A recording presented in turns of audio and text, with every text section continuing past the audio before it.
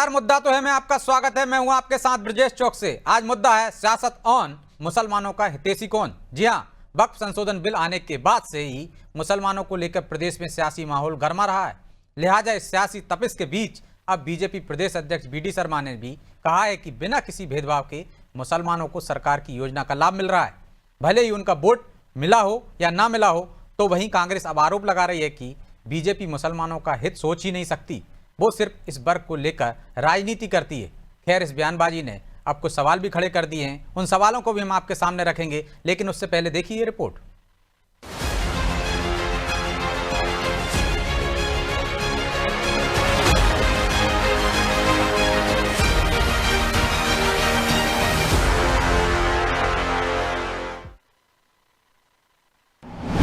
सियासत के केंद्र में फिर मुसलमान, कौन कितना बड़ा हितैषी, इस पर घमासान।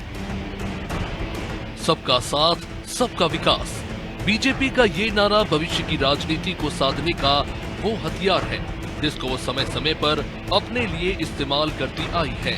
अब वक्फ संशोधन बिल पर विपक्ष ने बीजेपी को मुस्लिम विरोधी बताने की अपनी मुहिम तेज की, तो फिर बीजेपी ने सबका साथ, सबका विकास का नारा तेज किया। अपने स्थापना दिवस के मौके पर बीजेपी प्रदेश अध्यक्ष बीडी शर्मा ने दोहराया कि बीजेपी ने कभी मुसलमानों के साथ भेदभाव नहीं किया। सरकार की हर योजना का लाभ उन्हें मिला और ये बात खुद मुसलमान मानते हैं। इसलिए वोट मिले या ना मिले, बीजेपी हर वर्ग के लिए काम करती आई है। अगर आप अपने पड़ोस के मुस्लिम भाई और बहन से प्रेम के साथ बैठो, प्रेम के साथ, कि आओ यार चाय पीने, मैं आता हूं या तुम मेरे घर आओ, आप बताओ आपके जीवन में बदलाव कब आया? तो मैं आपको विश्वास के साथ कहता हूं, वो अल्पसंख्यक भाई और बहन ईमानदारी से कहते हैं कि भैया ये बात तो सही है, हमारे जीवन में भी बदलाव आया है तो मोदी की योजनाओं के कारण से ही आया। वोट देंगे नहीं देंगे ये अलग बात है। इधर जैसे ही बीजेपी ने खुद को मुसलमानों का हितैषी बताया तो कांग्रेस इस पर हमलावर है। कांग्रेस बीजेपी पर इस वर्ग को टारगेट करने के आरोप पहले से लगाती आई है। वक्फ बिल पर तो हंगामा सड़क से सदन तक देखने को मिला। इसलिए फिर कांग्रेस ने आरोप लगाया कि मुसलमानों का हित बीजेपी नहीं कर सकती। और क्या कुछ कांग्रेस की तरफ से कहा गया वो भी सुनिए। हिंदू मुस्लिम अगर करने को ना हो तो भाजपा के नेता और प्रवक्ताओं के पास शब्द नहीं होते, मुद्दे नहीं होते बात करने के। तो माननीय प्रधानमंत्री तक तो लगातार शोषण कर रहे हैं एक वर्ग का और डिवाइड एंड रूल की पर चल रहे हैं।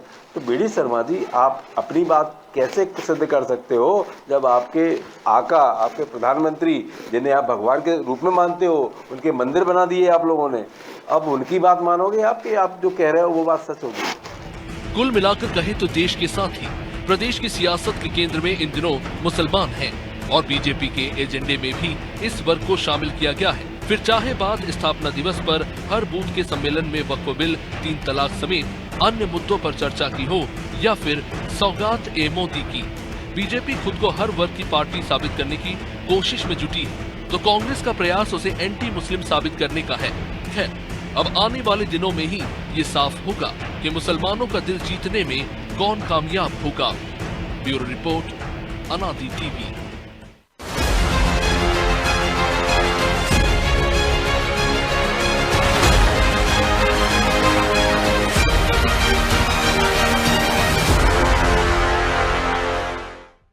इस मुद्दे पर चर्चा शुरू करें उससे पहले वो सवाल जो जरूरी हैं। पहला सवाल, क्या बीजेपी के एजेंडे में अब मुसलमान भी शामिल हो गया है? दूसरा सवाल, क्या खुद को मुसलमानों का हितैषी साबित करने की होड़ मची है? तीसरा सवाल, क्या बीजेपी को एंटी मुस्लिम बताने के पीछे कांग्रेस की वोट बैंक वाली राजनीति है? चलिए इन सवालों के साथ इस मुद्दे पर चर्चा करते हैं। चर्चा में हमारे साथ मौजूद हैं बीजेपी प्रवक्ता गुंजन चौक से, कांग्रेस प्रवक्ता ज्योति पटेल और वरिष्ठ पत्रकार अशोक शुक्ला।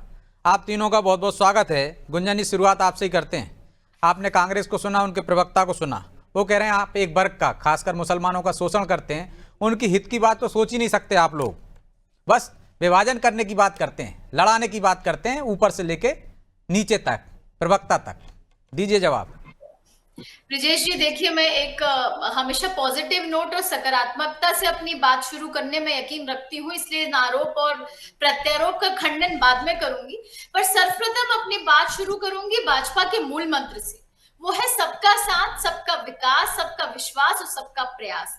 भारतीय जनता पार्टी की सरकार इसी मूल मंत्र पे हमेशा प्रतिबद्ध है, संकल्पित है और इसी पे आगे बढ़ रही है। हम हर वर्ग के विकास की बात करते हैं।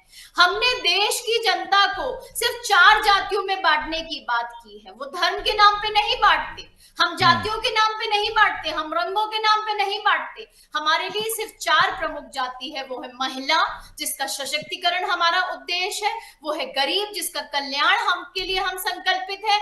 वो है किसान, जिसके कल्याण के लिए हम संकल्पित है। और वो है युवा वर्ग। इन 4 जातियों के अलावा हमने किसी को धर्म और जाति के नाम पर बांटने का काम नहीं किया। उसका उदाहरण बताऊंगी।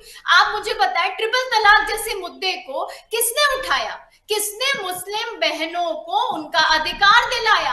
हमारे देश के यशस्वी प्रधानमंत्री श्री नरेंद्र मोदी जी के नेतृत्व में ये भाजपा की सरकार ने दिलाया। आयुष्मान योजना जब हम लेकर आते हैं तो जो गरीबों का, करोड़ों गरीबों का फ्री में इलाज कराते हैं, उसमें आप बताएं क्या हम धर्म देख के कराते हैं? वहां पे मुस्लिम समुदाय के लोग भी होते हैं, हिंदू समुदाय के भी होते हैं और हर एक समुदाय के लोग होते हैं। लेकिन आपके बयान में ऐसे नहीं आते ना, आपके बड़े नेताओं के, बटोगे तो कटोगे, एक रहोगे तो सेफ रहोगे। देखिए, हम तो बात करते हैं ना एक राष्ट्र श्रेष्ठ राष्ट्र की, हम तो बात करते हैं एक भारत श्रेष्ठ भारत की, हम तो एकता की बात कर रहे हैं। ब्रिजेश जी, हमने तो ये कहा ही नहीं ना कि आप अलग हो जाएं, हम तो कह रहे हैं एक रहें, तभी तो सेफ रहेंगे, तभी तो नेक रहेंगे। बांटने की कोई बात करता है, तुष्टिकरण की कोई राजनीति करता है, वोट बैंक के लिए किसी एक समुदाय को बरगलाने का कोई काम करता है तो वो कांग्रेस करती है। उसका उदाहरण भी दूंगी ब्रिजेश जी। एक तरफ वो मुस्लिम समुदाय के बड़े हितकारी बनते हैं, लेकिन वही जब वक्फ का संशोधन आता है, उस पूरे वर्ग के कल्याण की बात आती है, तो उसका विरोध कौन कर रहा है? ये कांग्रेस ही तो कर रही है, कांग्रेस के नेता ही कर रहे हैं। तो वोट बैंक, लेकिन आप उस वर्ग का विश्वास भी तो हासिल नहीं कर पाए ना। आपने कहा सबका साथ, सबका विश्वास, सबका विकास, ये आपका नारा है, तो विश्वास क्यों हासिल नहीं कर पा रहे उस वर्ग का? क्यों वो सड़क पर उतर रहा है? क्यों मानता है आपको वो कि आप उसके हित नहीं कर सकती हो? देखिए ब्रिजेश जी, हम जानते हैं कि वो भी हमारे साथ खड़े हैं। आपने देखा होगा, तभी नतीजा 29 की 29 सीट पे कमल खिला है। तभी नतीजा है कि भारत में अगर आज प्रधानमंत्री नरेंद्र मोदी जी की जो लोकप्रियता है वो हर एक वर्ग में है। ये सिर्फ दंगा कराने का काम, नफरत फैलाने का काम, उस समुदाय को बरगलाने का काम जो कांग्रेस के लोग कर रहे हैं वो बहुत पुरानी बात है ब्रिजेश जी। अभी वक्फ का जब आपने देखा होगा जो बिल पास हुआ, तो भोपाल शहर उदाहरण है कि उस समुदाय के लोग भी आए, उन्होंने जश्न मनाया, उन्होंने शुभकामनाएं प्रेषित की। हम सबके साथ हैं और हर समुदाय हमारे। चलिए ज्योति जी से जवाब ले लेते हैं। ज्योति जी, बांटने का काम आप लोगों का है, तुष्टिकरण का काम आप करते हैं, वर्गलाते आप हैं उस वर्ग को, और क्यों आपको लगता है कि मुसलमानों का हित नहीं कर सकते? वो तो कह रहे हैं किसी भी योजना में हमने भेदभाव नहीं किया। देखिए, सबसे पहले तो आप सभी को बहुत बहुत नमस्कार। सर्वप्रथम तो मैं एक बात कहना चाहूंगी कि जो हमारे प्रवक्ता ने कहा, हमारे कांग्रेस के प्रवक्ता ने कहा कि बीजेपी केवल एक वर्ग को टारगेट करती है, तो मैं इसमें एक लाइन और जोड़ना चाहूंगी, एक लाइन और ऐड करना चाहूंगी। वो ये कि बीजेपी केवल मुस्लिमों को टारगेट नहीं करती है, बल्कि बीजेपी पिछड़ों को टारगेट करती है, गरीबों को टारगेट करती है, किसानों को हमेशा टारगेट करती है। केवल अंतर इतना है कि जो बीजेपी है मुस्लिमों को फ्रंट डोर से टारगेट करती है और जो किसानों को, पिछड़ों को, गरीबों को जो है बैक डोर से टारगेट करने का काम करती है। टारगेट करने का मतलब ये है कि उनके अधिकारों को हमेशा छीनने का प्रयास करती है। देखिए, तो सबसे बड़ी बात लगातार क्यों जीत रहे हैं? जब तमाम लोगों को टारगेट कर रहे हैं, वो पिछड़ों को कर रहे हैं, दलितों को कर रहे हैं, मुसलमानों को कर रहे हैं, फिर भी जीत रहे हैं। 29 की 29 सीटें ले जाते हैं लोकसभा में। जीतने की केवल एक वजह है, जीतने की केवल ये आपने जो कहा था सबसे पहले कि बटोगे तो कटोगे, इस तरीके से सांप्रदायिक सौहार्द को बिगाड़ करके, इस तरीके से हिंदू मुसलमान की राजनीति कर करके भारतीय जनता पार्टी सत्ता हासिल हर बार करने में कामयाब हो जाती है, और किस तरीके से अभी की है। और निश्चित रूप से हमारी पार्टी ने 99 सीटें ला करके संसद में ये दिखाया है कि कहीं ना कहीं अब भारत देश की जनता भी बीजेपी को नकारने का काम कर रही है। देखिए, दूसरी बात मैं ये कहना चाहूंगी कि यदि आप मुस्लिमों की बात करते हैं कि हम अब हर अधिकार देते हैं, योजना में लाभ देते हैं, तो ये बताइए कि जो 1976 में इंदिरा गांधी जी के समय में जो सेक्युलरिज्म सो स्पष्ट तरीके से जोड़ा गया, धर्म निरपेक्षता जो स्पष्ट तरीके से जोड़ी गई, वो किसने जोड़ी? और आप मजबूर हैं कि आप इस देश के हर नागरिक को बराबर की भागीदारी से योजना का लाभ देंगे। दूसरी बात, एक बहुत बड़ी बात मैं करना चाहती हूँ कि यदि हम मुस्लिमों के हितों की बात करते हैं तो आप ये बताइए कि जो देश की सबसे बड़ी पंचायत है, संसद है, उसमें भारतीय जनता पार्टी ने कितने सांसद चुन करके भेजे वहां पर? और देश की जो प्रदेश की दूसरी बड़ी पंचायत, जिसको हम मानते हैं प्रदेश की सबसे बड़ी पंचायत है, विधानसभा, उसमें भारतीय जनता पार्टी के कितने विधायक हैं? जहां पर नीतियां तय होती हैं, जहां पर निर्णय लिए जाते हैं, वो तो जनता तय करती है ना। अब जीतेंगे नहीं तो क्या करेंगे? आप टिकट नहीं देंगे, आप टिकट ही नहीं देंगे। देखिए, आप टिकट ही नहीं देंगे तो कहां से जीतेंगे? आप अच्छा, कभी मध्य प्रदेश में आप कभी बीजेपी ने चाहते कभी ही नहीं मुसलमानों को टिकट नहीं दिया क्या ज्योति जी? बिल्कुल दी है, लेकिन आप देखिए ना कि नगर करिए ज्योति जी, आप आप ये हमारे बताइए प्रदेश की कितने जनता पे इल्जाम लगाने लगी अब तो धीरे से। प्रदेश की जनता पे इल्जाम नहीं लगा रहा, भारतीय जनता पार्टी की आप नीतियों तो पर प्रदेश इल्जाम की लग रहा जनता पे है कि आरोप लगा भारतीय रही जनता हैं। पार्टी आप की तो भारतीय पूरे जनता चुनाव पार्टी की के जो सरकार कभी नहीं प्रक्रिया है, चाहती उसमें आरोप कि लगा मुस्लिम रही जो है हैं। विधायकों में विधायक चुन करके जाए, सांसद चुन करके जाए, इसलिए नहीं चाहती क्योंकि बीजेपी चाहती है, कभी क्यों नहीं नहीं चाहती जानती? कि केंद्रीय मुस्लिम मंत्री अपने रहे अधिकार से भैया, बात कर। नकवी रहे उनके यहाँ, हुसैन मैं रहे उनके यहाँ। 2024 की बात कर रही हूँ, ब्रिजेश जी, 2024 में ऐसे एक भी सवाल का मुस्लिम जवाब बिना भी मैं 2024 में समझती जो पूर्ण रूप से निराधार हूँ। 2024 में एक भी आपका संसद नहीं है मुस्लिम, एक भी विधायक नहीं है प्रदेश के अंदर। तो इससे आप एंटी इस पर मुस्लिम जवाब हो गए? दीजिए। मतलब निश्चित चुना रूप नहीं से जाएगा तो एक बात एंटी मुस्लिम हो जाएंगे? एक बात देखिए, एंटी मुस्लिम का कितनी इसलिए महिलाओं को कांग्रेस ने टिकट दिया था? चलिए बताइए मुझे, विधानसभा चुनाव भी बताइए मुझे, लोकसभा मैं चुनाव आपके भी सामने बताइए मध्य प्रदेश में, आप मुझे बताएं। तो क्या मैं आप आपके सामने महिला खुद डिबेट विरोधी कर रही हूँ। अपने आप को मुझे मानते हैं कांग्रेस ना? पार्टी ने टिकट दिया ये था। सही मान मैं रहे हैं डिबेट ना? कर रही हूँ आपके क्या सामने में, महिला मुझे विरोधी कांग्रेस है? पार्टी ने ठीक। मुझे कांग्रेस पार्टी और महिला विरोधी की बात कौन कर रहे हो? आप कर रहे हो, जो लाडली बहनों का 3000 रुपए देने का बात करते हो और अभी तक 1250 पे अटके हुए हैं। और जो आप बात कर रहे थे लाडली बहनों के नाम जोड़ेंगे, अभी तक आपने नाम जोड़ने की कोई योजना नहीं बनाई। कहाँ की आप बात करते हो? आया करिए अपने ऊपर वाली लाइन के टॉप लीडर से कि बोलना क्या है एक प्रतिष्ठित चैनल पे। 1250 मुद्दे पे आ जाइए ज्योति जी, एक एक करके बोलिए। गुंजन जी, ज्योति जी, एक एक करके बोलिए, एक एक करके बोलिए। मुद्दे पर रहिए, मुद्दे पर आ जाइए प्लीज, मुद्दे पर आ जाइए। देखिए, मैं कह रही हूँ कि भारतीय जनता पार्टी की जो सरकार है वो पिछड़ों के साथ गलत कर रही है। ये बताइए कि आप तो कैसे कर रही, वही तो बता रहे हैं। वो तो बार बार कहते हैं हमने कितने पिछड़े मुख्यमंत्री दे दिए, एक से लेकर आप गिनती करिए। आपके यहाँ पिछड़ों में कौन है? एक भी आपने सीएम नहीं दिया। उनके देख लीजिए, शिवराज सिंह चौहान, उमा भारती, बाबूलाल गौर, मोहन यादव। मैं आरक्षण की बात कर रही हूँ, आरक्षण की बात कर रही हूँ। 27% आरक्षण जो हमारी कमलनाथ जी वो की कोर्ट में सरकार ने चल रहा दिया है, था। कोर्ट में कमलनाथ सरकार देकर नहीं देगी। देखिए, चौधरी, एक बात सुनिए। 11 बार हाई कोर्ट में सरकार के पास जाने का टाइम नहीं, अपना पक्ष रखने का टाइम नहीं है। अरे आज ही आ गया एक फैसला जो उसने विरोध में लगाया था, याचिका खारिज हो गई कि 27% दे सकते हैं सुप्रीम कोर्ट में। पता नहीं आपको जानकारी है कि नहीं, लौट रहा हूं मैं दोनों के पास। ठीक है, दूसरी बात जोड़ रही है आप।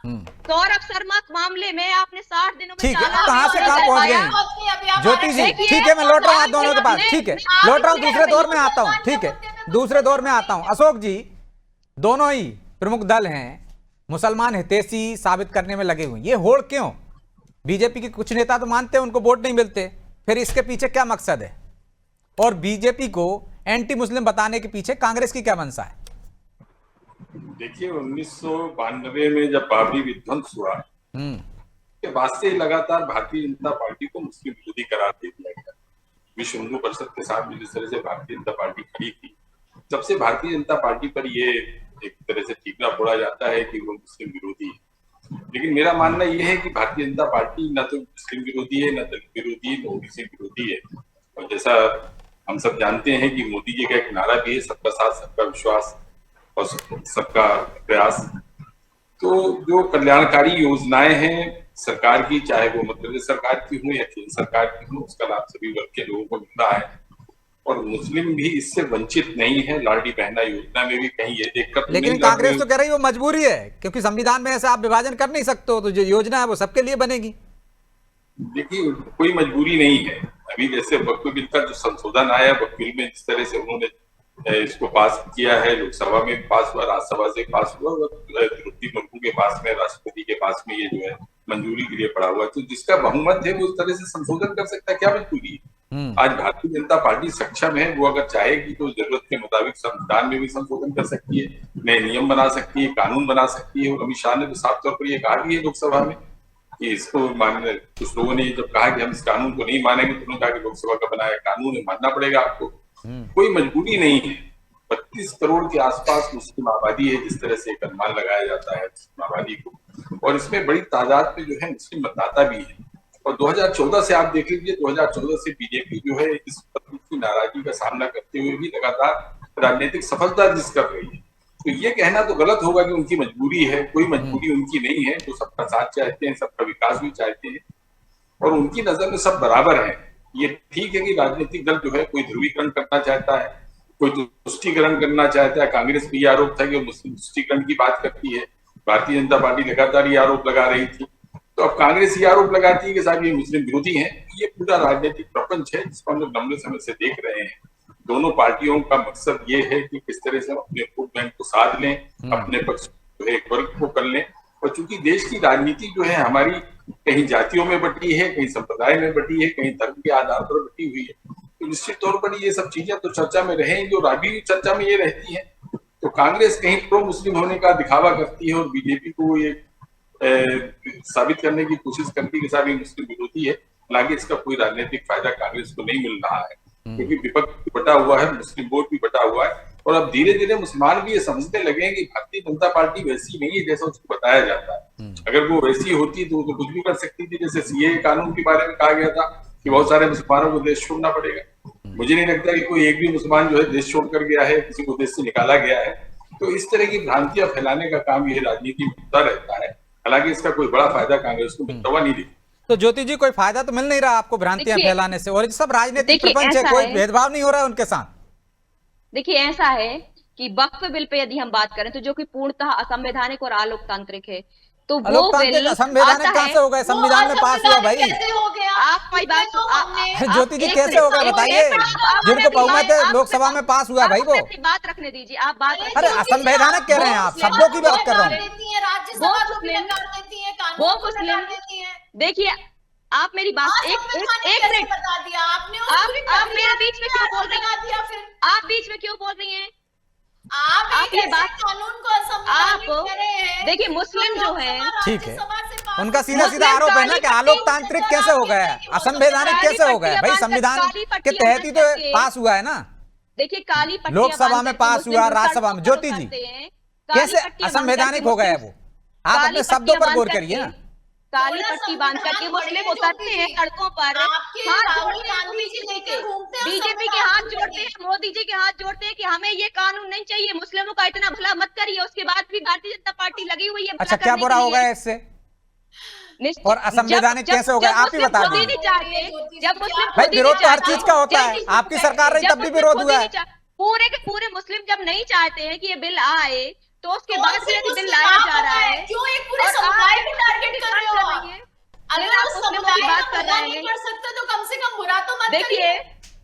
देखिए आपका हृदय जानता है कि मुस्लिम इस वक्फ बिल को कितना समर्थन कर रहा है, कितना विरोध कर रहा है। आपकी जनरल नॉलेज के लिए बता दूं, देखिए उसमें आपके बिल में जब और एक बात और करी, उसमें एक बात और करी नहीं किया जाता, उसमें सिया समाज को शामिल नहीं किया जाता। आपने एक बात और करी कि उस दिन आपने बात करी कि भोपाल में जो मुस्लिम पटाखे फोड़ रहे थे, उनसे एक रिपोर्टर पूछने गया कि आप ठीक है, एक एक करके बोलिए गुंजन जी, ज्योति जी एक एक करके आ जाने दीजिए। गुंजन जी उनकी बात आ जाने दीजिए, फिर मैं आपके पास आऊंगा।